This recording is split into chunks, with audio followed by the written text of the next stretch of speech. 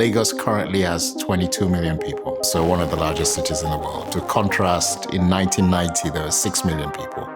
So it's grown about 4 times in like the last 30 or so years. It has been projected that by the year 2050, Nigeria would become the 3rd most populous country in the world. So when we're talking about energy usage, in the United States as a country, we use about 4,000 terawatt hours per year. In Nigeria, they use 33. The average American uses more energy than 100 Nigerians in a year. In the US, there's sort of this given that we're always going to have a reliable grid, reliable electricity. In Africa, that's not the case. Nigeria actually has the highest raw number of people that don't get reliable access to the grid.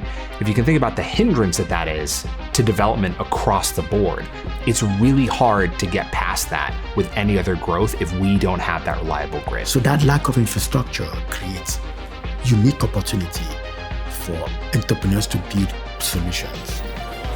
And so this concept of energy, drive, hunger, passion, a desire to rise is embedded in our culture and the systems of Nigerian people. It is true, the Nigerian entrepreneurship spirit, you can feel it when you land at the airport. Lots of chaos, lots of energy, very vibrant, very entrepreneurial. I've not been anywhere else in the world that I can compare the energy of Lagos to.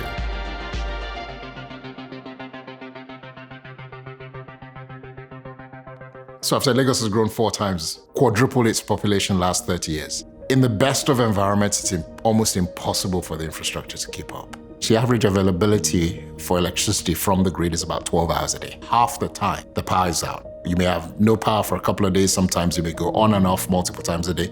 It makes it impossible to run your business, right? Something as simple as not being able to charge your phone, not being able to communicate, not being able to have hot water to have a bath, to iron your clothes to get ready for the day. It covers every single aspect of your life, literally. About 70% of Nigeria's GDP is small and micro businesses.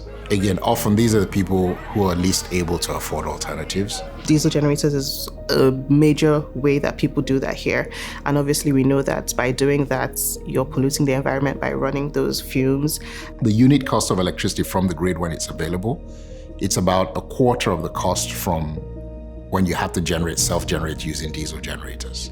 What that means is then you probably can't scale, you have to scale down, your costs go up. And in spite of this, Lagos has had significant economic growth in that time, which is incredible in spite of everything. So I think that speaks to the resilience of the people. It speaks to this energy I talked about. But I think the flip side is everyone always wonders, like, if you actually got these things right and had enabling infrastructure and proper framework, you could just imagine how much growth there could be, right? Because there's been growth in spite of all the constraint. So BPS, I'll take you to the beginning. Right? We started in 2010. Businesses in Africa don't have power. That hampers them. Let's help them kind of source supplementary sources of power. Put solar on the roof, put batteries, right? So that's where we started in 2010. Very quickly, within the first 2 years, we realized even that process requires data. So we then started looking at the grids. We sat with them, looked at their billing cycles, looked at their asset tracking and saw where the breakdown was and the problems, which was really they had metering gaps, they had asset tracking gaps, and that's really where the problems were. Because most utilities are actually on the brink of bankruptcy. They can't sustain their operations, they can't invest in infrastructure, they're just stuck. And that's why I said it's a messy terrain that a lot of people don't want to play in. But if you actually start optimizing the revenue you can get from the people that you're serving, then you'll be able to be more profitable to invest. Make it optimal before you start trying to expand. When we started listening and talking to the grid, to the utilities, we saw where the problems really sat, which was like visibility and data.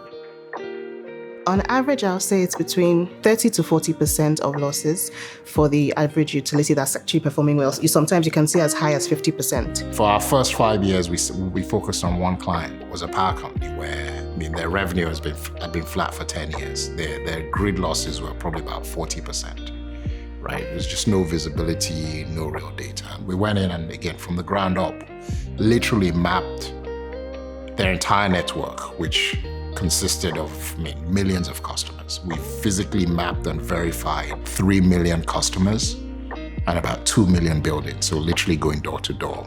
So if you go downstairs, you would see a tag on the building that has a QR code that says this building is connected to this pole, is connected to this transformer, is connected to this feeder. So they're able to trace the flow of energy for the whole grid, which makes them able to trace who is paying, who is not paying, who is paying, who is potentially stealing energy. They can plan how to distribute the energy because they can see this is where people are consuming the most. I think the generation is important, the bricks and mortar are important, but the data and that visibility is what's really key. That's, for us, became the secret sauce, and that's what's missing. I think one of the cities we worked in, the average availability of electricity improved from 8 hours to 11 hours a day. Again, to a Western audience, 11 hours a day, how do you cope without the 13? But it's 3 hours more, right? And so what I love about this idea of, you look at a tech company or a company that's really innovating something, and sometimes in the West, we can sort of put that at odds with what might be an impact investment. And the irony for me is when you look at Africa and you look at even a country like Nigeria and the lack of time that most people have consistent access to the grid, if you theoretically could create a product like Beacon has that maybe does increase the reliable grid time by 3 or 4 hours, think about the economic impact that has across the country if you can essentially extend the working day by 50%. So when we look at Africa and we say, well, it's really hard to invest in a country like Nigeria because there's not consistent access to the grid, you get two things from that. Number one, you get a really sharp founder like Bim that says, well, that's our opportunity. But secondly, if we're actually talking about an impact story, being able to solve for that and increase grid time by that large of an amount will be such an enabler to so many other entrepreneurs because you suddenly have this infrastructure that can support so much more and do it for longer.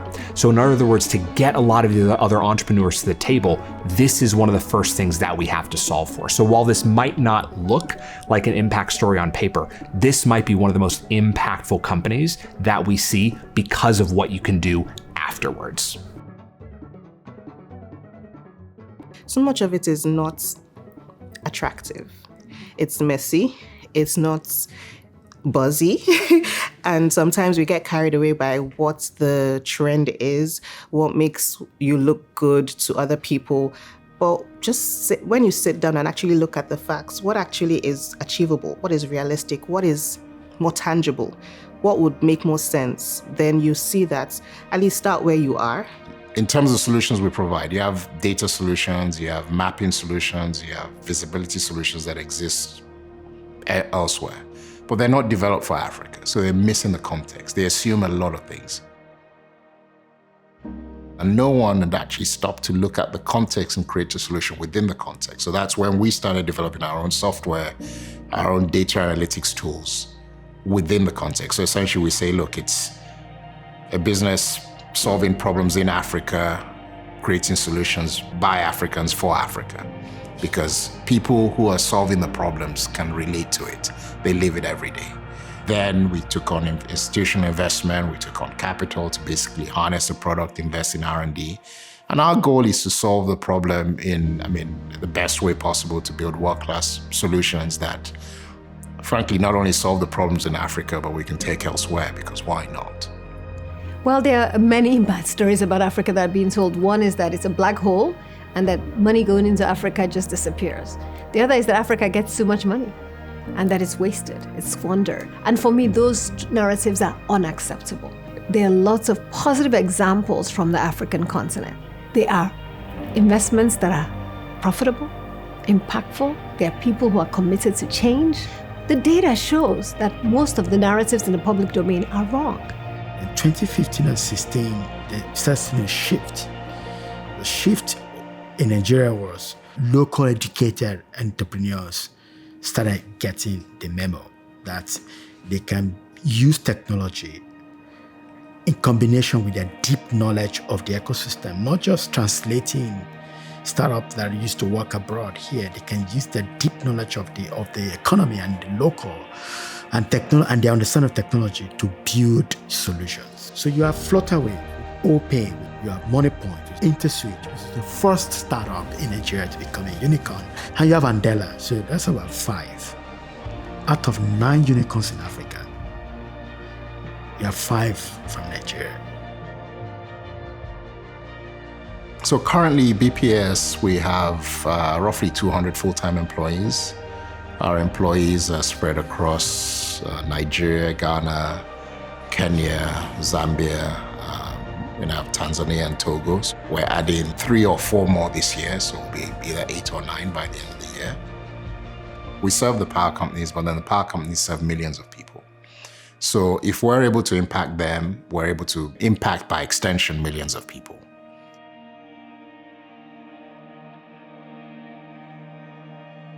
We always say it's both literal and metaphorical beacon. It's from Matthew 5. Right? We want to be a beacon, literally, that helps provide electric light, right? But metaphorically, because we want to be a beacon that businesses can sprout out of Africa, that do things right, do things well, are world-class, are successful, are investable, generate returns for their shareholders, have a meaningful impact. All these things are possible.